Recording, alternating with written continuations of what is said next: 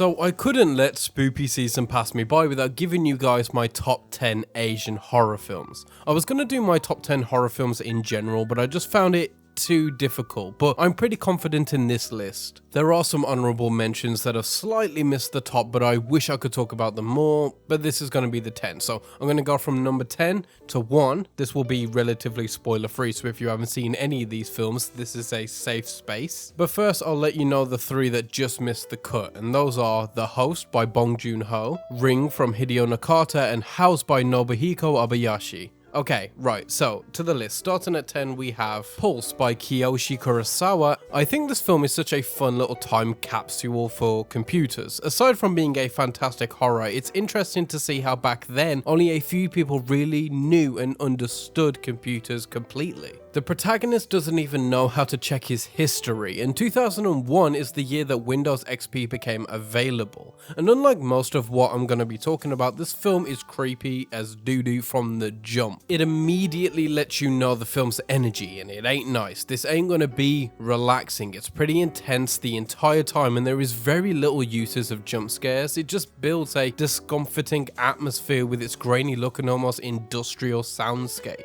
It's also a huge staple in J-horror and definitely a checklist kind of film when exploring Asian horror, and when watching this film again, I kind of had this epiphany that a lot of Asian horrors handle spirits, ghosts and demons and things like that. It's rare to get a Japanese, Hong Kong, South Korean, Indian or whatever slasher film or big practical gore kind of film. They exist, but they're not as common. And I think that's because of the pure presence of folklore in their cultures. Stories, myths and legends are much more of a cultural thing on that continent than say Europe or North America. So naturally people are far more scared of such things over there, whereas here the bigger threats that reflect society are like serial killers or just generally more tangible horrors. I mean, mental health has been a huge conversation in our sphere for a very long time now, and since then psychological horrors have grown in popularity, as well as things like race tension, and I think it's just an interesting study to see how horror has always reflected the horrors of the time, and yet somehow in Asian horror that always seems to still be ghosts, demons, things like that. But I thought that was pretty interesting. This is the first of many films on this list to handle a supernatural force, and handles it better than most other horror films in general. But the film manages to tackle the fear of technology in a way too, as it was gaining more traction at the time and was starting to take over the world, especially home computers. So combining the two was a novel and special idea for the time. I also hear the American remake of this film is horrific and I refuse to watch it, so make sure if you're a first time viewer, check the Japanese 2001 original, it's fantastic.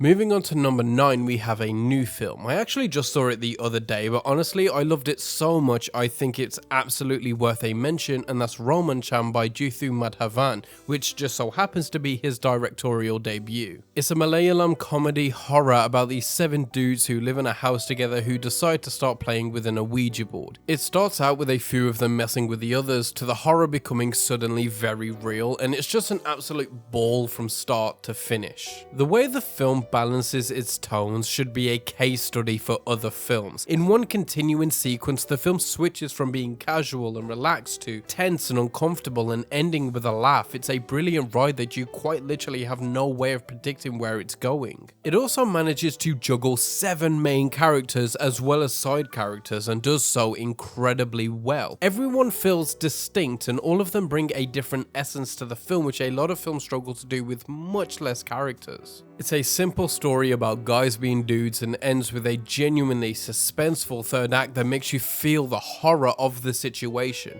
Also, it's a film told through flashbacks as the main protagonist is in a hospital recounting the events to a nurse. But the story is so immersive you completely forget about that until it snaps you back for a moment or two. So yeah, it's in my top 10 of the year so far, and I see myself returning to this more and more as time goes on. Then at 8 we have Darkwater from Hideo Nakata, who most famously directed our honorable mention Ring, which when watching this film is incredibly obvious. Both films handle damaged children who haunt those who summon them in some way. There's elements of parenthood and abandonment, but more than anything, I think the styles of the films are incredibly similar. Nakata is a brilliant mind and he crafts his horror films in the same way Friedkin crafted The Exorcist. I say this because the film focuses a lot of its its runtime, building the relationship and bond between the mother and daughter, their strengths and weaknesses as individuals and as a pair. It almost feels unconcerned with being a horror film for the large majority of its runtime, which isn't to say the horror elements aren't good, because they absolutely are, especially the small tonal shifts into creepy and unsettling every now and then. You know, it's just there to remind you of the film you're in, and it does it very well. Then eventually when the horror becomes the focus, it feels like an enormous payoff for staying with these characters. You've invested in the groundwork and now it's all dessert. It concludes in a very satisfying way, and though not a perfect movie, it executes its very simple concept much greater than most other films would have. It's a very rewatchable film just due to the pure spectrum of genres it travels with, and I think it's one of the most compelling movies I've seen,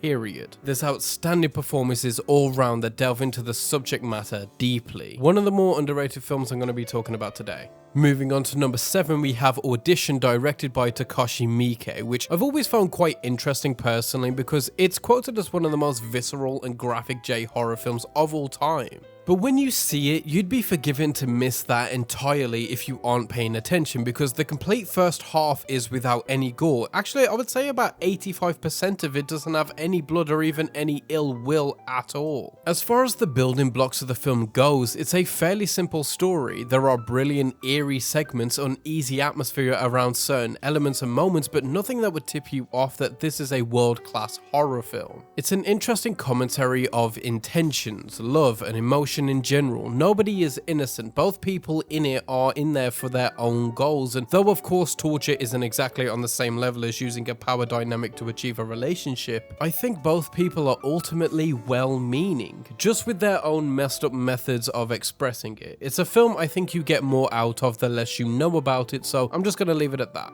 Which moves us on to the film that no Asian horror film top 10 would be complete without, and that's Onibaba, directed by Kenito Shindo. And this film is in the position of being culturally significant for cinema as well as being absolutely incredible still to this day. I mean, the iconography cannot be debated, but beyond that, the imagery and cinematography of this film is insanely unlike anything else. It is so individual, and despite being from the 50s, there's not a single film that has captured the essence of this one since. Also, what I think is quite unique to this film is that though it is absolutely a horror by the end, the majority of the runtime is more of a familial and romantic drama. But despite that, there is always this looming creepy ambience, and that feeling never leaves, and you can't quite put your finger on why it's there, and then before you know it, it hits you. It's a gloriously gorgeous film with some rich thematic elements about envy and lust and wrath, and in general, it's just not like anything you would have seen before. It also has a pretty infamous open ending where you have to decide for yourself how you think it ends, and I think that's pretty special. Then entering our top 5, we have Cure by Kiyoshi Kurosawa, and this is honestly a film I really struggle to articulate what I love about it. There are countless articles and videos explaining in depth what this film is about, what it's aiming for, and to me, this is almost a Lynchian style film. Not in aesthetics or in story, but in the vagueness of the motivations and world, the societal issues in its commentary, and it's so clearly focused on a subject which is the illness of man, the sins of our kind. It asks a great many questions and ponders on philosophies and ideologies, and then offers you absolutely no resolution or answers to any of it. It's a film that you get out of it what you put into it, and that's the best I can articulate it. I love to think about films a lot. I'm so invested in the why rather than the what or the who, and when it comes to a film like Cure, the why is a never-ending question. I love it with my entire body, and I don't feel like I understand it even a little. I feel like there's a lot of talk about the loss of humanity and how curiosity can become obsession, but these are things that every person will interpret differently. But what is undeniable is just how solid the filmmaking is. I mean, there's these long shots of the actors just talking, nothing special at all, there's no real need for the long shot in theory, but it simply keeps you in that room as a part of the conversation itself. The film is so great at making you invested in even the smallest and most meaningless moments. It's pretty much a masterpiece and probably in general better than these other films, but for me, I just love them a bit more. And starting those at number 4, we now have A Chinese Ghost Story, which is probably the most unknown film on this list, which is honestly a crime.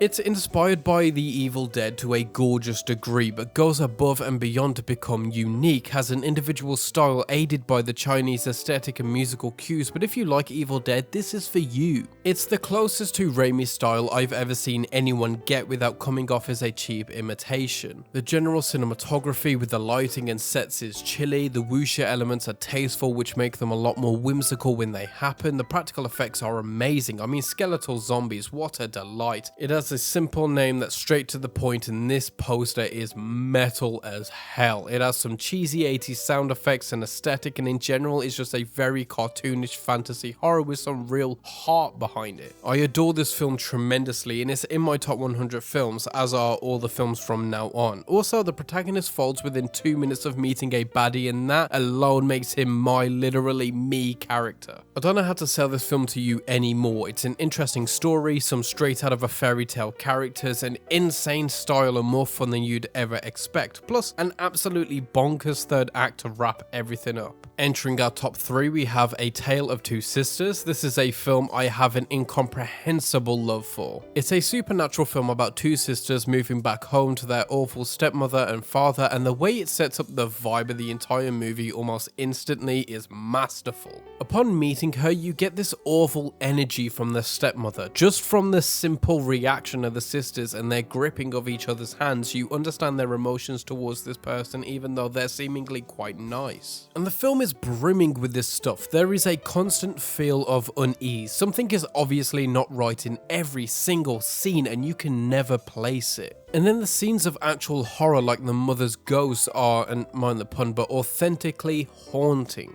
The directing of these scenes elicits real feelings of terror in the audience, and these emotions are not drawn out cheaply. They earn them through fantastic uses of lighting, pacing, acting, and it builds this tension that knots in your chest. The directing as a whole is beautiful. There's these gorgeous mirror shots throughout which are brilliant foreshadowing, and it has one of my favourite endings of all time. The third act is insane and has you confused but so attentive the whole time in figuring out what is actually going on, and then even when everything comes together, it's still quite a challenge to piece it together. It's a masterful movie that requires repeat viewings and makes it so easy to want to have them. Also, one last note, but this film handles an element of DID which is incredibly ahead of its time for 2003.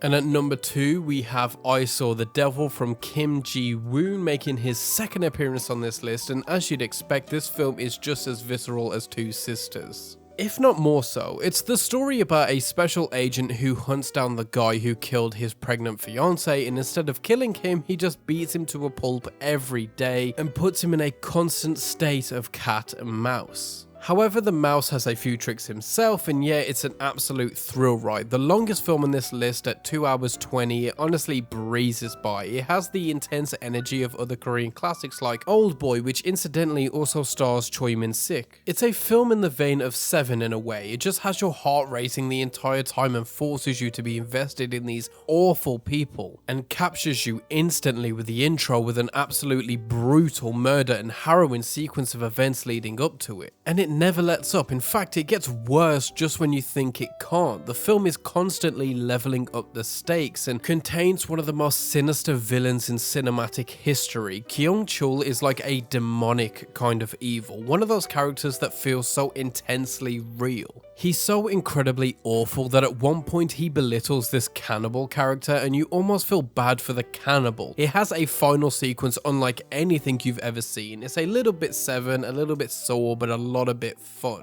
The title is also vague, but in a great way, where either of the main characters could be the devil in reference. It's easily applicable and allows the audience to come up with their own interpretation. So yeah, brilliant movie, I love it, you should see it. But at number 1, we have the one and only The Wailing, directed by Na Hong-jin. And this will be disappointing, but I actually don't have a huge amount to say about this film, except it's easily one of the best horror films this side of the millennium. The imagery is insanely solid, like the opening shot of a man putting bait on a hook for fishing, which becomes very allegorical later on. The simplest image of a near-naked man eating raw flesh with red eyes and a diaper is so mesmerizing. It's one of those shots that have stayed with me for a very long time. It's deeply uncomfortable. In every sequence we see this man, the film carries this unnerving energy that stays afterwards like some kind of reverb. We have a mystery that unfolds so slowly, you wait forever for just a crumb of an answer to a question you asked seemingly years ago. The film really makes you wait, it forces patience on the audience, which a lot of horror films struggle with. They want to blow their load as quickly as possible, but this film makes love to you.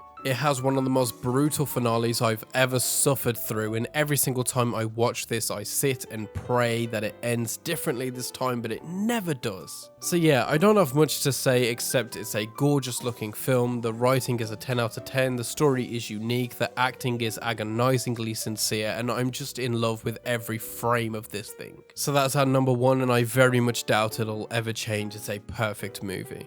And that's it, my top 10 Asian horror films and the ones I'd recommend the most. But tell me what you think. Have you seen any of these? Do you plan to? Let me know what your top 10 is, and let me know any and all thoughts on whether it's a top 10 Asian horror movie or not. As always, keep watching movies.